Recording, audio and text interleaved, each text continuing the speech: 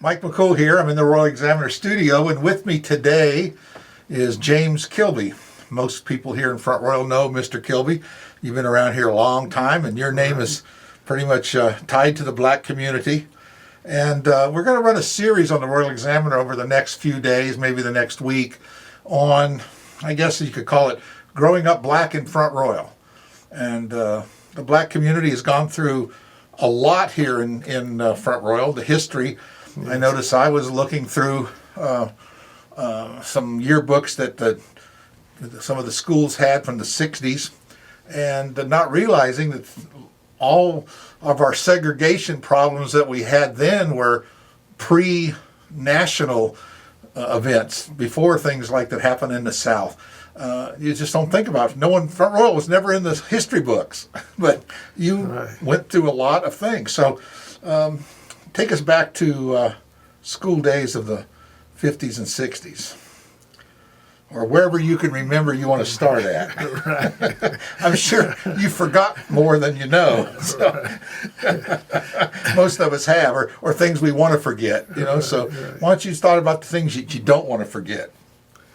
Well, one thing I don't want to forget is that I went to elementary school. They call it Front Royal Colored School, and I started in 1948. And so what happened was that it was a building from the first through the sixth grade in the same building.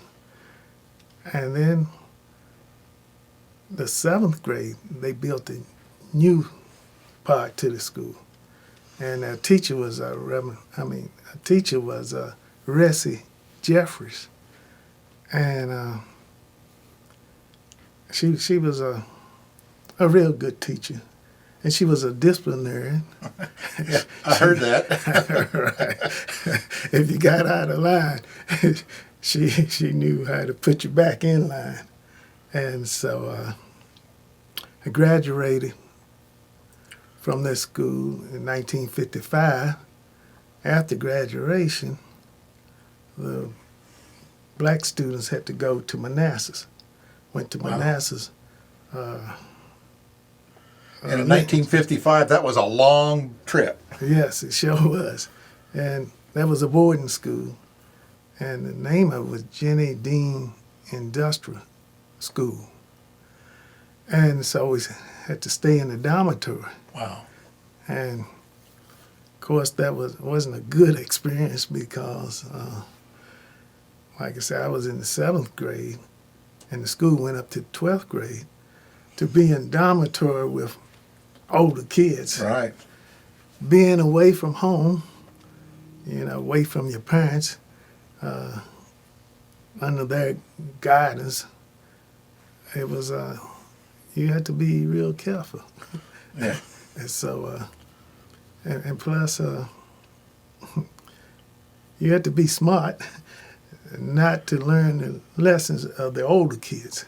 Well, they call that the University of Hard Knocks, don't they? Right, yes. And I think everybody goes through that. That's how we develop the character, and I'm sure that's how your character was shaped in those young days. Right. Let's fast forward up to high school. What happened when you got to high school age? Well, that first year was a high school. Well, seventh grade was part of that. Right. Eighth grade. Well, that was eighth grade because, so what happened? I had a hard time that year. Like I say, I was new. You were the run of the litter, so to speak. Right. 13 years old. Oh my goodness. And so, well, one thing that happened that really made me scared was that I heard about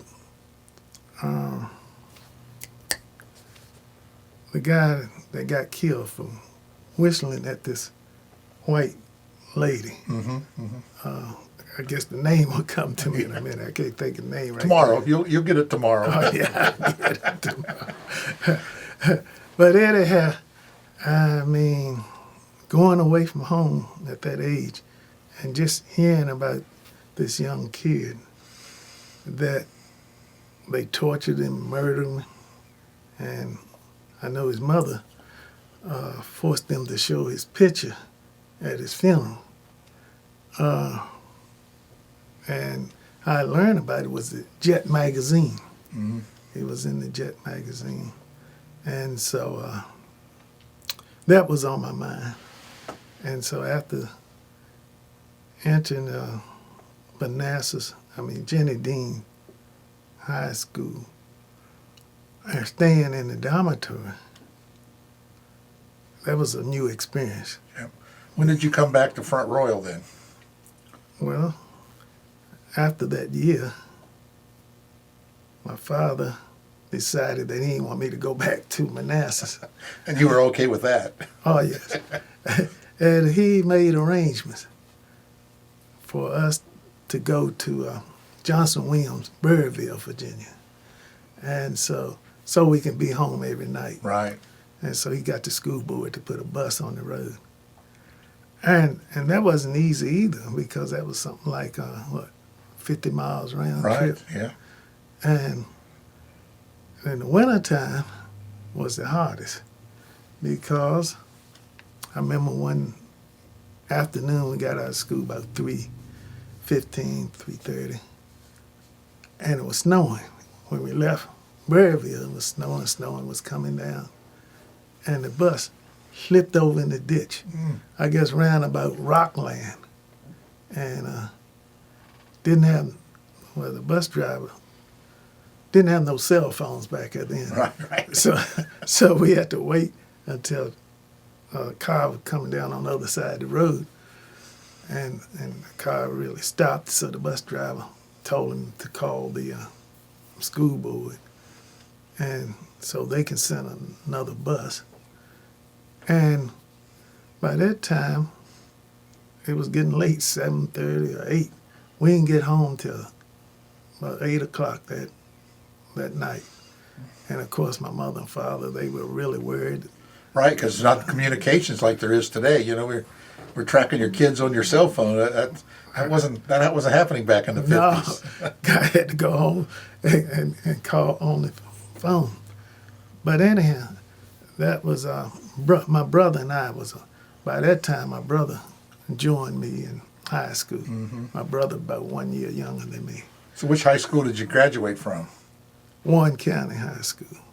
So I went to Burrillville for 2 years, and then my father, he said it was time for my sister to go to school. And my father was very protective of his daughter. Like most fathers. Like most fathers. So you notice how some things race doesn't really matter about, does it? You know, Right. you're going to protect your daughter. Right. You're going to protect your kids. Right. And so my father said, no, we can't have this for his daughter. Yeah, well, that's not going to happen. That's not going to happen. Being, on the road and away from home Sure. until 8 o'clock and all of that. And so that's when he filed the suit for us to go to Warren County High. In fact, he filed it in my sister's name, Betty. Well, that's... You want to get something done, you give it to a woman, and they'll get it done. So you didn't go to the Kreiser High School then, or so No. you were able to bypass that stage of it. So Right. you were involved in the first integration at the high school. Right. So you didn't you were kind of bypassing the Mosby Academy and the Kaiser High School and that part of the school. You were shipped off to Berryville. Right. For 2 years. I went to Burrillville 2 years. Yeah. And then after he filed the suit to integrate Warren County High, of course, with the governor closed the school down. Right. School stayed They closed said, for about 5 months. Yeah, it's amazing that people would do that. Today, we wouldn't think that would happen. I mean, we just would thought, what? What's wrong with you? You know, no one would think that today. But Right. back then, that was like people thought that's what we should do. Right. And Keep the races apart. that's right. And I mean, I could see pictures in Front Royal with water fountains. You know, the colored here, whites only here, and going into the Newberries, and and everything separated, and we just don't think about that today. I think even young blacks today can't can't not I don't want to say the word appreciate, but can't really recognize what people like you and your sons and daughters had gone through in the 50s and 60s, right here in Front Royal. We can't realize that today. I mean, it just seems unreal, doesn't it? I mean, Oh yes, right. But anyhow, you just did something that a lot of people think.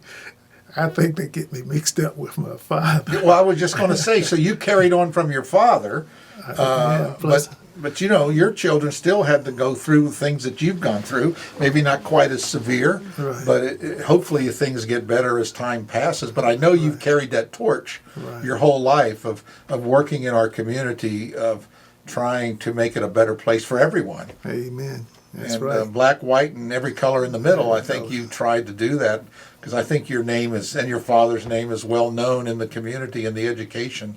It seems like they call on you all the time to get your advice on if it's an education thing with race, boy, they know who to call because Oh, yeah. they know you have an opinion. Right, right.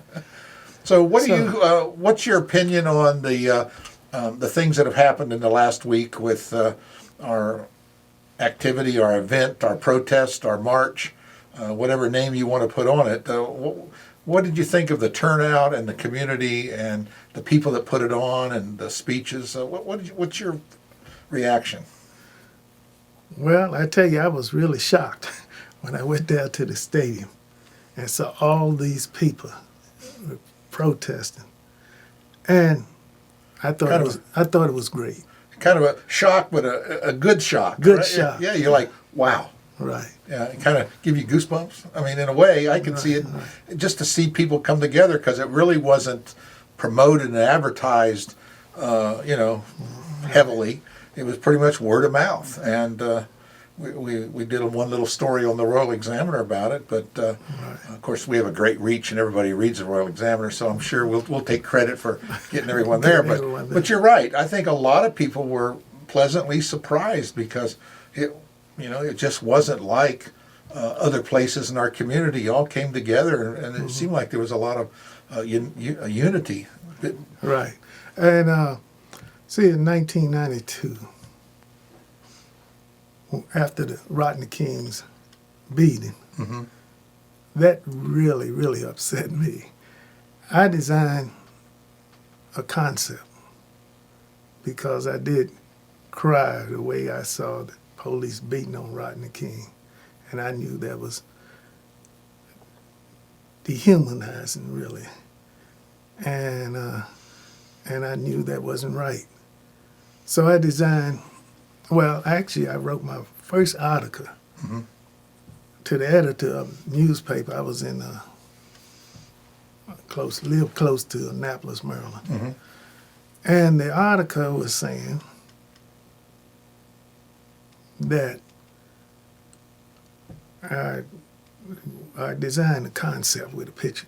Treat every American right, the tier, what I consider the tier concept. Then, after that, took the same Anthony and said, turn everyone against racism. So I have those images. I still have them. I actually, right now, you can get the image from the Smithsonian Institute. People can relate to a concept like that. When you put a yeah, I'm like to say the word now. But you know what I mean? You put a name to it, and it's easy to remember, and people can remember and relate to things like that. Right. The government does that. We have the CARES Act. It all means something. Oh, yeah. So when you say tier, people know what that is. Right. And so Kind actually, of brings a tear to your eye, didn't it? I mean, right, that's it really sure what did. it. Right. Good choice. And so, that leads me to Black Lives Matter, because I believe my concept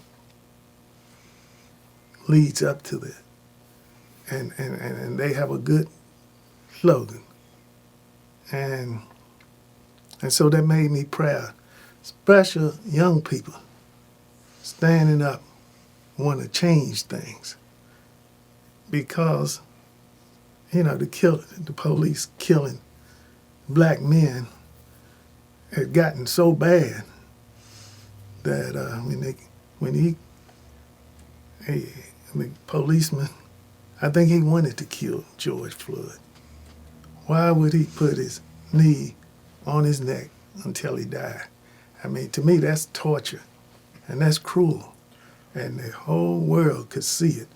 Whoever took that video, thank God for them, because that would stir anybody's heart, black or white. Exactly. I think that's what makes things so sad, that it cuts across any sorts of race of the thing. It was just a treatment of another human being. I think that was what people could relate to that and say, well, there's something wrong there. I mean, everybody could see that that's not right. Right. You know, and I think that's cut across of the lines like that. I think people can relate to it. And I think that's why it was so moving. Right. But I'm glad that it moved people, because, like I said, I had my concept like that for about 20-some years. And nobody offered to help me to promote it. And that's the real reason why I really like those who worked or joined Black Lives Matter. And I'm thinking about joining myself, because... Well, it sounds like your system, though, is all lives matter. I mean... Yeah. I mean, that's it does. I mean, but you're right. We need to bring the cause of injustice to people. I think our local police force is on the right path. I think the sheriff, and just by seeing the turnout and the communications, that doesn't say we haven't had a few bad apples over the last 50 years. Yes, but 50 years. I can remember I was talking to Blaine T-Walt. You know, he was on, before he passed, he was on the police force back in the 60s and 70s, I think. Right. He said that back then they called it the beat and release. You know, they didn't arrest you; they just smacked you upside the head and sent you on down the road. You know, and that seemed to be the acceptable way to do things. You know, okay. and we were talking about different people, and but anyway, that seems to be the way, and hopefully we can be a little more humane about things today. Right. And I think awareness is what brings our culture together. I think just being aware and just treat people like human beings. Amen. And be a little more gentle, you know. Yeah, you got to treat people like human beings, because the police or whoever's FBI, sheriff or whatever, Right. They would want to be treated like exactly. human And beings. I think that's the golden rule. I think we just need to learn to apply it. And, Right, do it. It's good to say things, but it's practicing it is harder. Right. So just be aware. Right. Well, I have to give A.D. Carter a lot of credit, because a couple of years ago, might only been I believe about 2 years ago, he built a relationship with the policeman. Yes, and the he sheriff. has. He's worked real hard at that. Right. And I think it paid off. It does. I think it does pay off. He's been real active in the community. Right. I truly believe that AD doesn't see color, No. but as far as with people, but he does work to bring awareness to the black community, to everybody in general, that we're all in this together. Amen. Right. And we're not going to when the time comes to leave this earth, God's not going to see color. Right. No, he's not. He's not going to see color. So I think we need to take what the good book says. Love one another, because you're not getting out of this world alive. So, and you're either going to go one of two places, whether you believe it or not. And I think we're going to be surprised who's there. What do you think? Yeah. Yes, I believe we're going to be surprised. We're going to be surprised. I'm going to tell you this little story. Of course, I sold my books at bookstore. Sure. Tell us the name of the book. We got to give you a plug. Yeah. The name of the book is The Forever Fight, subtitle, Turn Everyone Against Racism. And on the design, it has the picture of the world with every race of people in the world. And so it doesn't put the word there, but it has the world there. Turn everyone in the world against racism. Right. And so, I like to say, what would this world be if everyone in it was just like me? right, there you go. That's what we got to tell ourselves when we think about it. What kind of, and you can just carry it on down. What kind of church, what kind of family, what kind of community, what kind of, Right. if everyone was just like me, and it might not be too good. I mean, we got to work towards that and work a little better. So, plug in the book, and where can they buy it at? Uh, I bet your Royal Oak Bookstore has Royal it. Oak Bookstore. We know they have it. Right. And on the back of the T-shirt said, "Let's make a better world for all people." That's good. But anyhow, I think it was Fairlane, not Fairlane, but in Fairfax. I was selling my book. So this priest came up. I knew the priest, the collar turned around back. And I usually give a 2-minute presentation. I said, the name of my book is Forever Fight. And I was involved in a small story. This is a small book, but a big story. And he just didn't respond. And it made me think, he probably said to himself, the nerve of you. and so I just told him what you just said. I said, well, what do you think? You think it's going to be 2 heavens, one for black and one for white? He couldn't respond. He had to walk off. Yeah. Just some people just narrowly focus. Narrow focus and do it. Well, Mr. Kilby, I really appreciate you coming in. We're going to be talking to some of your relatives, some of your friends over the next few days. Right. And or the rest of the day. We might have a couple more today, but we'll be bringing it in, and we're going to try to bring this to a awareness, just bringing awareness to our community that people have struggled. And I think even to young black men and women and children that, your parents, your grandparents, your aunts and uncles have struggled to give you the opportunity that you have today. Don't waste it. Don't waste it. And I think that's something to be aware and to carry on the fight. I think that's what we all need to do. Right. To do that. Right. Anything last parting words you want to say? Well, of course, my father loved him to death. And he brought us up well, the family up well. Especially your sister.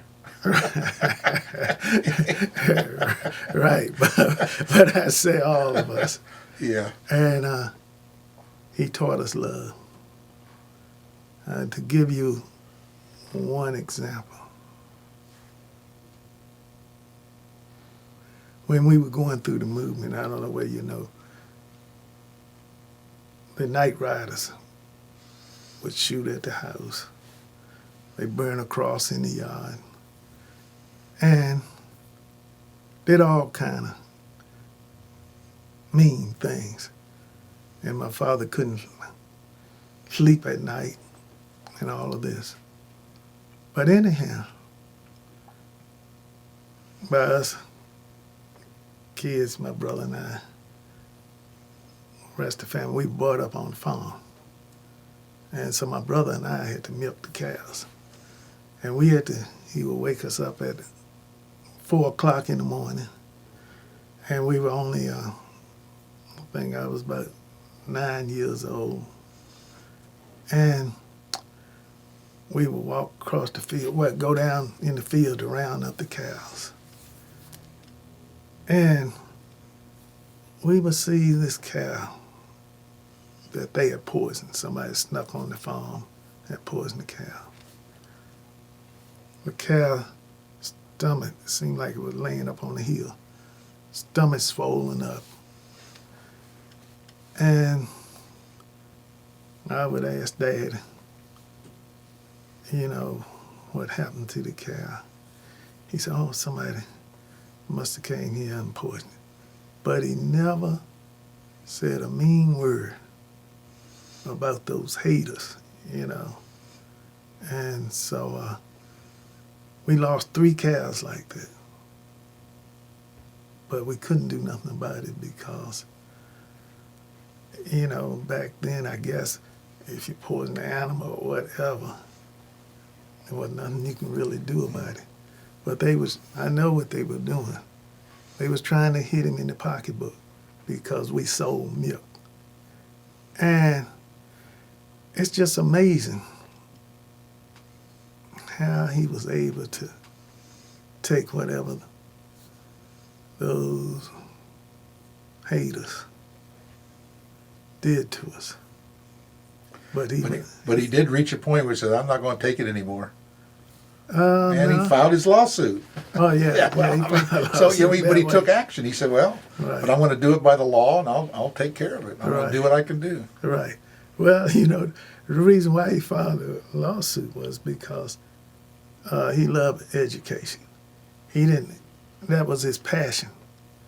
He didn't have an opportunity to go to school regular and everything, but he had passion. He wanted his kids to have a good education, and he knew really, if you have a good education, you can bring yourself up. You can do about anything, can't you? Right. Yeah, you sure can. We can get if we can get educated between our ears, and get the right attitude, Right. and take an opportunity. I think we can. Anyone can pull themselves up in this country. That's the one great thing about it. It's still the best place in the world to live. I don't think I'd want to live anywhere else. You know, even with all its problems. Right. Yeah. Well, I have to agree with you. You may not think about it at the time, but when you look back, you're saying, you know, could this happen anywhere else? It might have been worse. Right. Might have been better. But I still say we got a great future to look for, and I think when people get involved and are aware and just treat people like they're supposed to be, like they want to be treated. Right. You can't help but have a winning combination. Right. Yeah, and that's the real reason why I keep going back to Black Lives Matter. Right. Is because I believe that the killing of George Floyd is going to change this world. Right. And I believe it's going to bring civilized people together, intelligent people together, and they just have to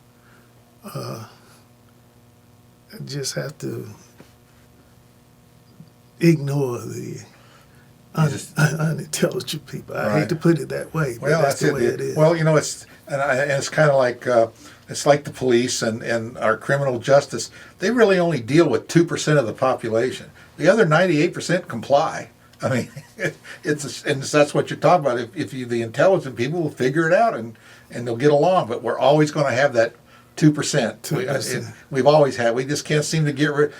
You know, I always say God loves stupid people because He made so many of us. You know, but sometimes you wonder. You know, right? Sometimes you wonder because I've always, not want to hit the policeman or whatever.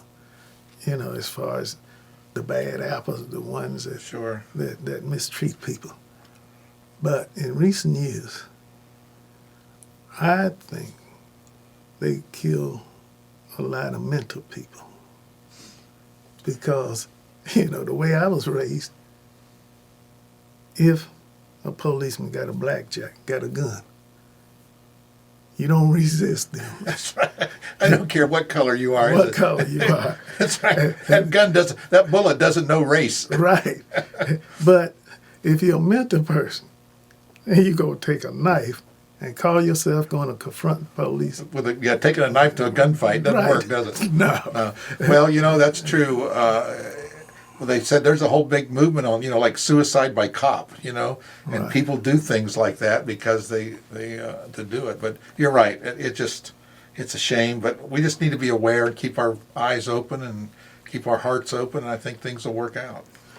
Right. I sure hope so. I hope so too. Before I leave this world, I want to see peace. You know what I'm saying? Well, you just be watching the pearly gates and see who comes through there. I wish Oh, I didn't could. think you'd make it. Yeah. Well, welcome. Come on in. Come yeah. on in. That's Right, it. right. Well, Mr. Kilby, I really appreciate you stopping in and talking to us today, and we'll get together, I'm sure, sometime in the future, and we'll see how things work out. Oh, All right. okay. Thanks again. Appreciate it. Oh, you're welcome. Thank you. Give me a handshake here. Right, okay, Thank you. God bless.